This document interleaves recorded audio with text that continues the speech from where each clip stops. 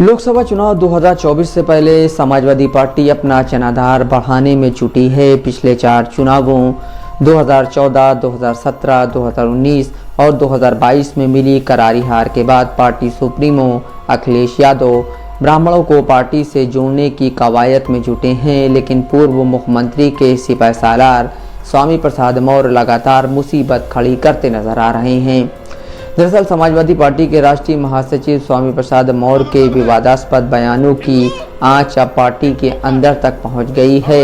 हिंदू और सनातन धर्म पर अपने विवादास्पद बयानों से सुर्खियों में रहने वाले स्वामी प्रसाद ने हाल ही में दिल्ली के जंतर मंतर पर आयोजित एक कार्यक्रम में सार्वजनिक मंच से कहा, जिसे हम हिंदू धर्म कहते हैं वह कुछ लोगों के लिए धंधा है, हिंदू एक धोखा है।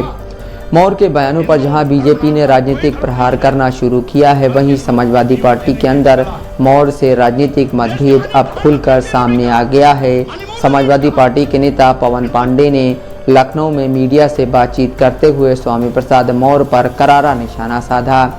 पांडे ने कहा, मुझे खुद नहीं समझ में आ रहा वह ऐसा क्यों अनर्गल प्रलाप करते हैं। अब मुझे ऐसा लग रहा है स्वामी प्रसाद मौर्य बीजेपी द्वारा प्रायोजित हैं। जिस तरीके की उनकी बयानबाजी है उससे तो मुझे यही महसूस होता है बीजेपी ने उन्हें प्रायोजित कर दिया है ताकि समाजवादी पार्टी की छवि धूमिल होती रहे।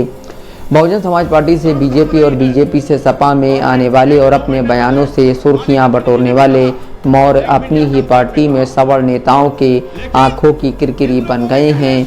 पिछड़ा दलित अल्पसंख्यक का नारा लेकर चल रही समाजवादी पार्टी ने अभी हाल ही में ब्राह्मण वोटरों को जोड़ने के लिए पार्टी के प्रदेश कार्यालय पर महाब्राह्मण समाज पंचायत का आयोजन किया था। सूत्रों की माने तो इसमें पार्टी के वरिष्ठ नेताओं द्वारा हिंदू सनातन धर्म और धर्म ग्रंथों के खिलाफ दिए जा रहे विवादास्पद बयानों को लेकर आपत्ति जताई गई थी।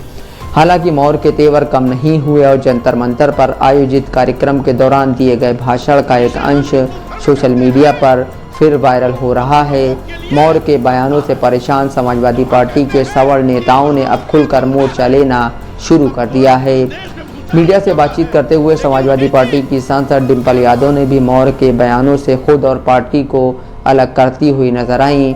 डिंपल ने कहा, शुरू से ही समाजवादी पार्टी के राष्ट्रीय अध्यक्ष ने कहा है कि ये स्वामी प्रसाद मौर्य के खुद के बयान हैं और समाजवादी पार्टी उनके व्यक्तिगत बयानों का समर्थन नहीं करती है। संख्या बल की बात करें तो ब्राह्मण वोट बैंक के लिहाज से कमज़ोर है, लेकिन उनकी सियासी दखल बाकी जातियों के मुकाबले कहीं ज़्यादा है। शायद यही वजह है कि 2024 लोकसभा चुनाव के मद्देनज़र कोई भी पार्टी ब्राह्मणों को नाराज़ नहीं करना चाहेगी। उत्तर प्रदेश में एक आम कहावत है कि एक ब्राह्मण 10 वोट लेकर आता है। उत्तर प्रदेश की सियासत में ब्राह्मणों के दखल का अंदाज़ा इस बात से लगाया जा सकता है कि 1989 से पहले प्रदेश में 6 ब्राह्मण मुख्यमंत्रियों गोविंद वल्लभ पंत, सुचेता कृपलानी, कमलापति त्रिपाठी, हेमवती नंदन बहुगुणा, श्रीपति मिश्रा और नारायण दत्त तिवारी ने अलग अलग समय पर प्रदेश की बागडोर संभाली। मंडल कमीशन की सिफारिश से लागू होने के बाद प्रदेश में पिछड़ों की राजनीति हावी रही। पूरे प्रदेश में ब्राह्मण की आबादी 10% है, लेकिन अपने सामाजिक और राजनीतिक प्रभुत्व और दबदबे के कारण हर बड़ी राजनीतिक पार्टी समय समय पर और ख़ासकर चुनाव से पहले इनको रिझाने की कोशिश ज़रूर करती है।